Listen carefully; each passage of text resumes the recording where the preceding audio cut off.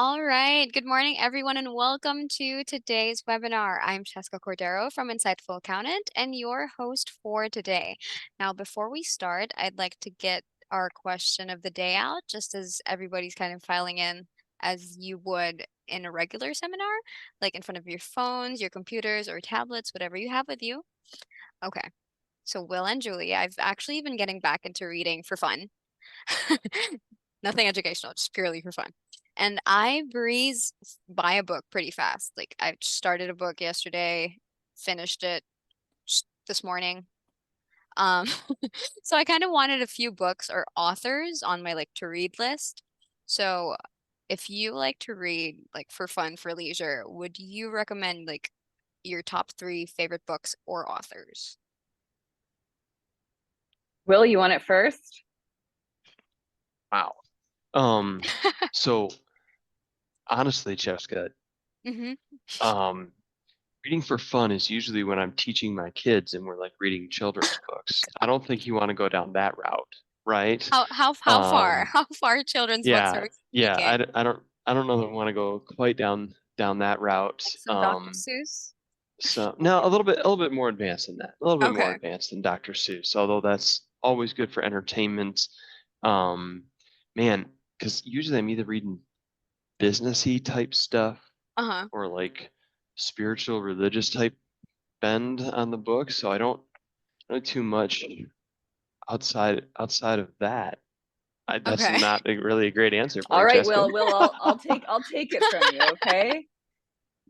So I'm probably the closet nerd then, but I would recommend for leisure reading, Colleen Hoover. Have you I read love any of hers? yes. I started Ugly Love before. I finished it in like in one night, one sitting. So I think I've read all of her books to Oh date. wow. So Okay.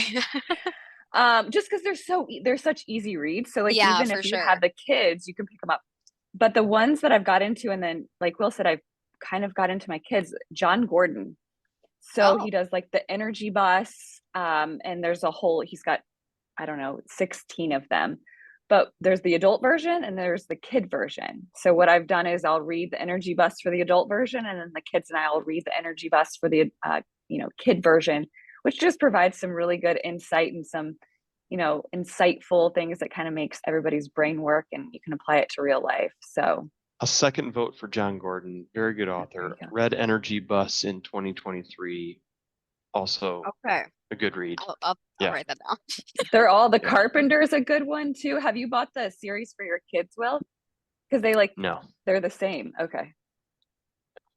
Well, Okay, literally writing that down. Johnny Christmas Carson. Okay. comes each year, Julie. So you didn't want to buy your kids some some very learning books. I get it. that are Okay. socks they can pick. Socks are a great gift when you're getting older. Mm-hmm. Love practical gifts. All right. Okay. Anyway, good morning, everyone, and welcome to today's webinar. Again, I am Cheska Cordero from Insightful Accountant and your host for today. Now, in this practice management talks, we'll be going over the three processes every firm should have automated and a couple of bonus ones as well. With Will Hill and Julie Smith, I will have them introduce themselves in just a little bit after I cover a few of the housekeeping items. Now, there is no CPE for this as it is just a 30-minute webinar. And if you have any questions, you guys know the drill. Enter them in the Q&A panel and be specific. You can't just ask, "What do you mean?" You got to ask, "Hey, Will, hey, Julie, what did you mean by dot, dot, dot?" Mainly because they might not get to your question right after you put it in there. Now, we will be sending you a copy of the slide deck and a link to the recording after the webinar, and it's also going to be up on our YouTube page within about 24 hours. So if you want to go check that out over there, along with many other webinars that we've done in the past that might be of interest to you, I'll be putting that link into our YouTube channel, also into our chat. And do not forget that we have many webinars for you every month, whether you're interested in practice management like this one, marketing, tax, or all things QuickBooks. Insightful Accountants got something for you.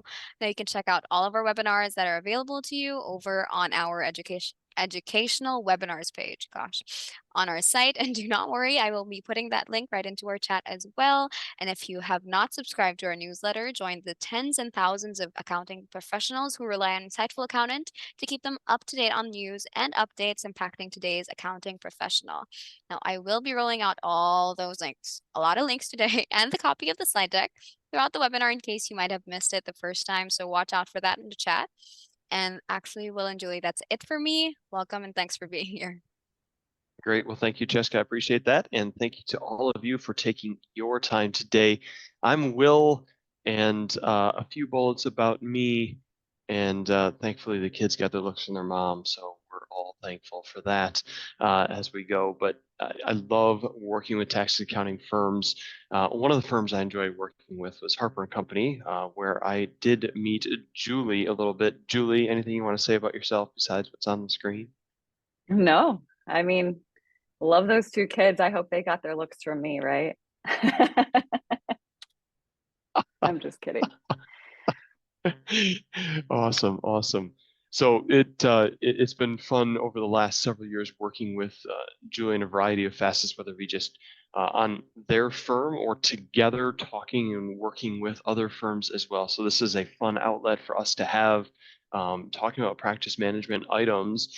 And we're going to get into some automation. I thought it would be good, Julie, if we just put a couple reminders up about automation, because sometimes when we get into talks about automation, fear, dread, these are the emotions that instantly come up inside of people's Yeah. minds, right?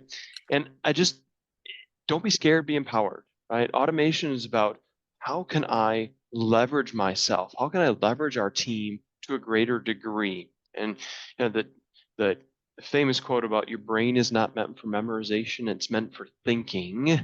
I want you to apply that here with processes, right? Rote processes that can be done and repeated. Hey, there's an opportunity for automation to free up time and energy and space for the things that you really are able to do at a higher level. I also think it's important, Julie, that automation isn't the goal, right? It's a tool to achieve the goal. And I think it's really easy to get turned around on that and say, hey, we're going to automate everything. And we don't think about why. And then when we face choices of which way to go, we don't know how to answer it because we're not focused on what we're trying to achieve. We're focused on the automation itself instead of what the automation is going to bring us. And I think, Julie, I'm sure you've said this phrase before, maybe you haven't, but is the juice worth the squeeze? When we try to get into some of the smaller automation pieces, it might not be, right? And we have to look at what our end goal is. So before I go to the last two bullets, any comments there, Julie, or no? Well, I mean, I think I would, all of the listeners is think about things that are highly replicatable inside of your firm, something that takes energy and resources from your firm that could be better put someplace else. And oftentimes, I know, Will, we talk about the brand. And sometimes you can create some sense of consistency with automation that builds your brand and keeps the consistency so that all the clients are seeing and saying the same exact thing, which means your message is, you've really got your message down. And so I think that is what I would say to make it, so simple, just to think about your brand and think about things that are just highly replicatable inside your firm that you could use those people's, energy and resources to do something a little bit better and empower, like you said, empower those employees, empower your team, because they're the ones who could probably give you the most feedback to really get this off the ground. Right, right. Excellent. Well, let me hit these bottom two here. You can make change even after you automate. I think we're really concerned sometimes that building automation is pouring wet cement, and at some point it's permanent, right? But we can make changes, right? We've got to have some testing with the automation. We've got to let things run and see if we need to make some adjustments. It is possible to change things. And for that to be effective, the bottom bullet's got to be true. We got to be communicating, right? And not communication is not one size fits all, right? As you're looking at automation, we've got a broad level communication to the team. We've got a more detailed level of communication to the leadership and maybe even more finite detail to the ones who are really digging their hands in, rolling their sleeves up and executing this, right? So communication is important, and it doesn't have to be a one size fits all communication. So those are the reminders. I thought it would be good if we just started with those before we jumped into these three plus some bonus And areas to Will, I think, automation. sorry to jump in, but your communication being so critical, I think we've both probably been in firms where they've decided to do the automation. They forgot to send it to their employees. So the clients are getting it. The clients are talking to your team about it, and the team is like, what did they get? So just a reminder, make sure your employees are getting the same automation and being educated on that as well, so they can have those conversations with the clients as they go out. Yeah, absolutely. Excellent reminder. Yes, I have been in those rooms, Julie. Absolutely have. So, all right. So the first automation piece that I'll bring up here is billing and collections. And I kind of went with a 2-for-1. So, yes, both billing and collections are things that you can automate. We're actually talking about this pre-show. I didn't even realize it, Julie. But we're in this conversation a little bit, and just you know, a, a couple different pieces around that. One, if we're truly going to automate billing and automate collections, we have to have a scope-based approach to work and to our engagements with our clients, right? So the idea of, oh, I don't want to spend so much time on billing. Yeah, let's get a tool in, whether we're using some of the automated ACH stuff in QuickBooks, whether we're using a practice ignition, whether you're using a Anchor or some other tool. No products endorsed by this particular podcast or webinar. Um, that's, I don't know if I feel like that voice or not, but that was it. But those are tools that are out there to help automate billing and collections. But if we're not focused really well on having a scope-based approach to work, it's not going to feel comfortable. It's really going to feel like we're in a kludgy place. This is something that's got to happen first, right? So, yeah, automation's great. There's great opportunity with billing and collection automation. First step, though, is how do we engage the client? And that's got to be from a scope-based perspective. Any comments there, Julie, on that scope-based No, I perspective element? completely agree with you. It's really setting that expectation up front in order to do this on the back end. And I think the other thing that we both hear firms say a lot is those credit card fees, right? So how could you automate it so that you're also collecting those credit card fees? And so this just goes with knowing exactly how you're billing your client, knowing exactly how you're collecting from your client, and being able to kind of adapt real time to that. And I think that will, that also helps, your profit, your revenue. But I think billing and collections, it's all about the expectation. And then I know we've talked about this in the past, but it's about that process too internally in your firm as to how are you going to bill, how are you going to collect, and how are you going to reconcile inside, and what you can automate on all those ends. Yeah. The other thing that I run into is firms who are fearful of their clients' response. Actually, just this morning, talking with one of my clients who put one of these tools in place for the first time and said to me, man, it went over better than I thought it was. I thought these clients were not going to like this.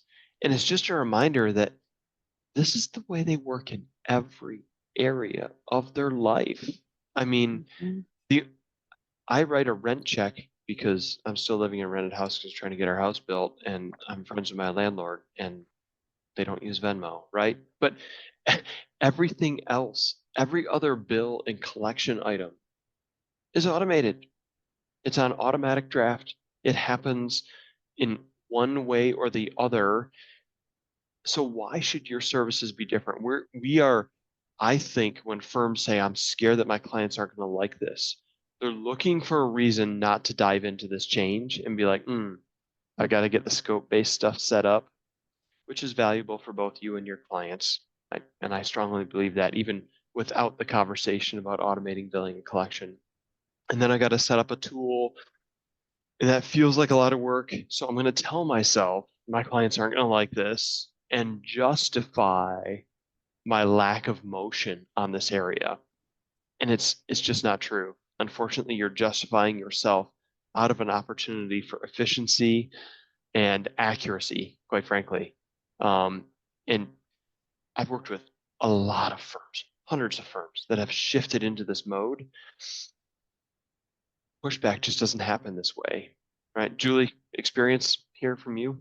Yeah, well, I think you're absolutely right. I think most, firm owners have this fear of having to have this hard conversation with their clients, right? It seems to be an easy conversation when you go to your lawyer or you go to do anything in life, but for whatever reason, there's this sense of fear around billing and collections.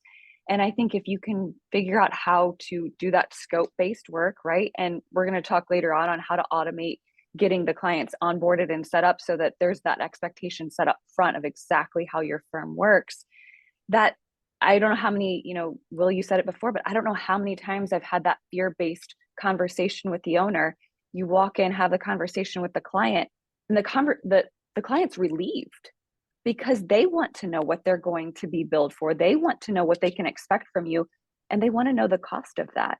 And I think what that fear is that they don't want that, but everybody wants to know. It's really hard for a client, in tax season. Everybody's in tax season right now. And if you're not doing some sort of scope based work and having that price right up front, and you go to get into even just a tax return, and this person goes from 0K ones to 12K ones, and now you have to charge them 1,500 extra dollars, that's a tough conversation, right?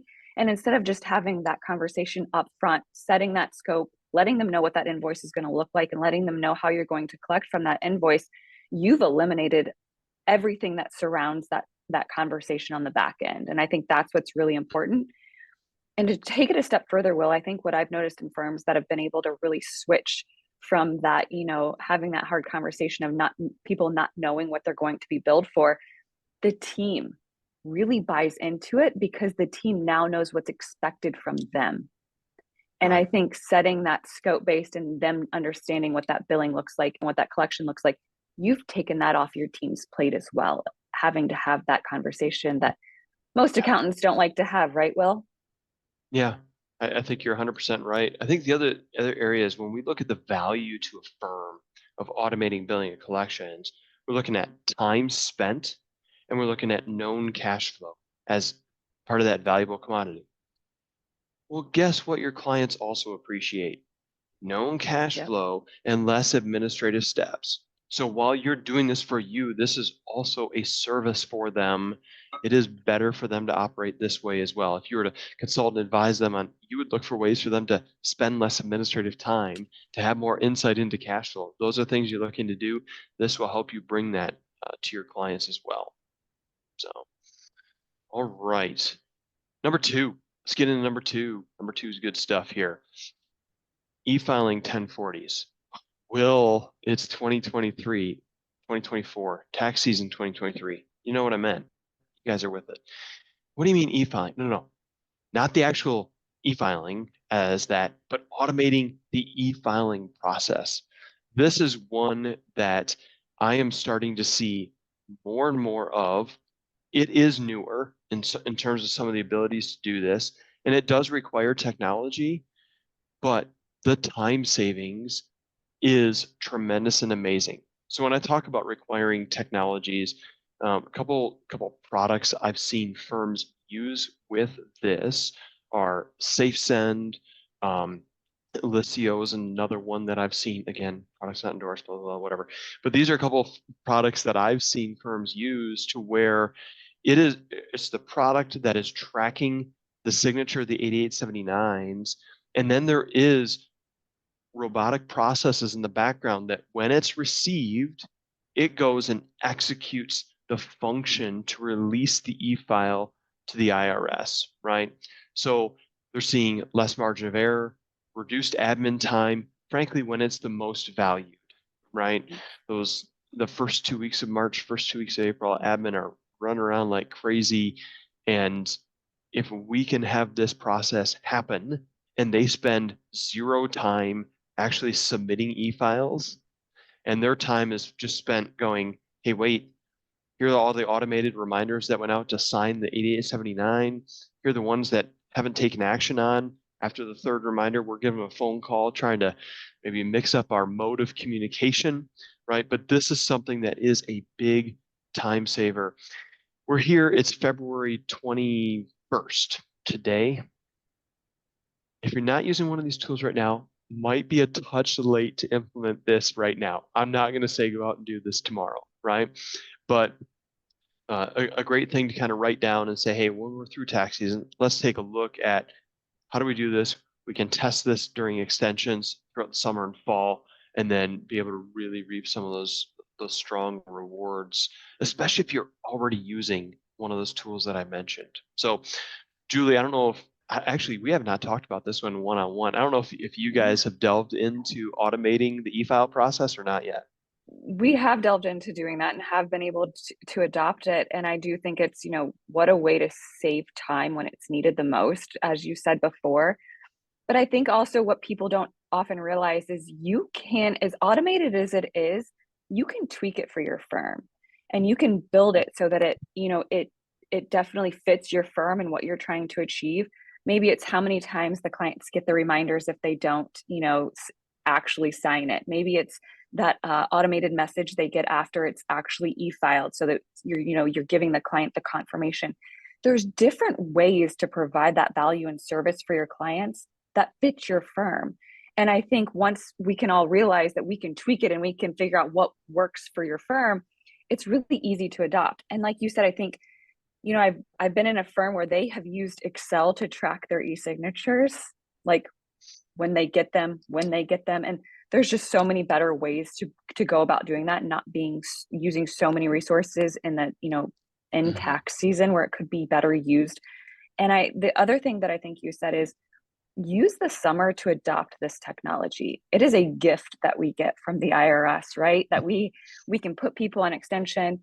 We understand the work that's ahead of us. And I think the other thing that it allows everybody to kind of get that buy-in, and you kind of get that soft runway into extension season before you're actually in tax season. So you work Mhm. out all those glitches in the technology as you go in. Right, And right. like you said before, Will, guess what? You can change it. Whatever doesn't work is not in cement. So as you go through this and you're like, ooh, that's not working, your team doesn't like something, pivot and change and make that. And I think that's what will work the best. Yeah. So this did trigger a question from an attendee referred to as anonymous. And so they just said, hey, you mentioned Lisio. Does the software tracker release the e-file, or is another software need to work alongside it? Whatever tool you are using um, to track the receipt of the 8879s, know when you have that, that's going to be part of a linchpin to queuing off robotic processes to go into the tax software and release the e-file to the IRS. So yes, there's other technology that's involved um, as you go through there. So hopefully that answers that question. So all right, And Will we're and gonna I go to are more yeah. than happy to discuss that one-on-one of what we've seen works and doesn't work, because we've been able to watch all those highs and lows of implementing technology for sure. Yeah, yeah, absolutely. All right. So the third element, client data collection, automating client data collection. Um, a couple things here that I want to highlight is one, really, if you want to make this happen, you've got to have accessibility and have routine, right? Um, we're certainly also doing some tracking with technology on what's in, what's necessary, that sort of thing. And there's going to be some administrative support that's there because we're dealing with getting into clients' data, pulling it back out. We're getting into clients changing passwords and so forth. So there's going to be things that change. Um, but to me, this is something where, as I talk to firms, and they would tell me, and I think Julie, you'd agree with this, if we just always had access to all the client data we needed, we wouldn't be that stressed. We'd be able to get our work done. Deadlines wouldn't be as big of a deal. It's when we throw the client into the mix that we get a lot of variables, right? And so I want to automate client data collection, whether that's through Mm-hmm. accessibility. So, hey, your GL's got to be online. It's got to be accessible to us. Whether it's through routine access. Hey, if we're going to do financial statements for then we're going to start the work on the 3rd of the month or the 10th of the month, whatever it is. And that's what we're going to fully go off because we have accessibility to all of bank statements, credit card statements, all the things that we need. We've got accessibility. We're using tools to pull those in to work papers or to print reports, that sort of thing, and we're ready to go. And hopefully, we're using some kind of technology to say, hey, we got it all, let's go. We're using probably our project tracking system is part of that as well. So this is the least smooth, if you will, of the automation, but I want to look to automate client data collection through accessibility and through routines wherever I possibly can. Julie, talk to me Will, I about it. agree with you. And I think this goes into number 4, which is our onboarding, which I've seen, not only my firm, but other firms, that in order to even start work, to start into our scope that we've already agreed upon, because we know the scope of work, right? Will, we know how we're getting paid, we know how we're getting billed. Going into that just means that all up front, how do you automate that to get all that data collection? So on March 15th, when you're filing extensions and you have onboarded 4 new clients, they're not in your ultra tax, you don't have their EIN, you can't even do it, right? How do you eliminate that stress for your whole team? And that's when you onboard a new client, you are collecting that data, you've automated that onboarding process, and it's all wherever you store that so everybody can see it. And I think, for us inside Harper and Company, that is something we really dove into in the last 2 years, was perfecting that and what that looks like so that we can set our team up for success. So you talked about, the QuickBooks and setting that up. Like, that is all scoped out in our engagement letter to the clients right up front about that expectation and what they can expect from us. And again, those are all automated. Will, I know you might find that crazy, but that's all automated here. And the clients are signing their engagement letters right up front. Again, all automated. And Will, this may come as a surprise, but started a new tax firm here recently to serve our 1040 clients. And the number one thing that I wanted to do was, how do I create that onboarding so I don't need an actual resource? And we've been Right. able, to create that. So I think if you can go through that and think about that, the onboarding, the clients love that part of it, because you are saying exactly what's needed in order to start, and they know exactly what to expect. And there's, they get automated emails when they don't get that stuff done. It's like school, right? You're treating them like your students. You need that in order to get that done, but you're communicating. And I think out of all of this, I think, Will, we can both agree that when you automate, your communication goes through the roof to the clients. And that's kind of Yes. what they're missing. If you were to talk to them, they're like, well, this CPA didn't communicate with me. Well, I didn't know what was going on. Well, I didn't know what was expected. Well, they didn't tell me they needed the last 2 years tax returns in order to start working on tax returns. They didn't tell me they needed access to this. You are putting those expectations and communicating very directly with the clients. It's the opposite of the persona we've created for automation, which is impersonal. But in reality, for automation to truly work, communication has to be higher, right? Yeah, And yeah, the communication may be automated because it's the same every time, but it is absolutely. still communication and it's actually happening as you go through, right? So we got 1 minute left. Here are some other tech-enabled candidates that we have for you to look at from automation: transaction coding, project workflow assignments, OCR work with 1040 data input. If you're not already doing that, it needs to happen. Client notifications around the tax return. We received your documents. It's ready for review. More communication again as part of the automation process, just to proactively stop the inquiries of where is everything as it goes. Monthly reminders and accounting clients. The pre-sales process, you kind of got there with the onboarding, right? And that nurturing this process, getting Google reviews. And we can build this into our routines and have automated communication go out to solicit Google reviews from clients that we've been successful with as we go forward. So some great tech-enabled candidates. I know Cheska dropped the slides in, so grab those so you can read through those as you go. And in this super like fast airplane landing, like we're landing in a like windstorm or something like that. So if you guys want to talk to us about things we've seen, either Julie with her firm, some firms she's worked with, firms I've worked with over the years around any of these topics, please reach out.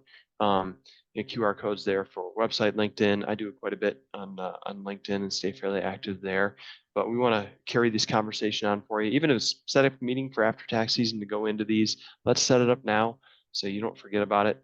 We can help you move forward with your firm.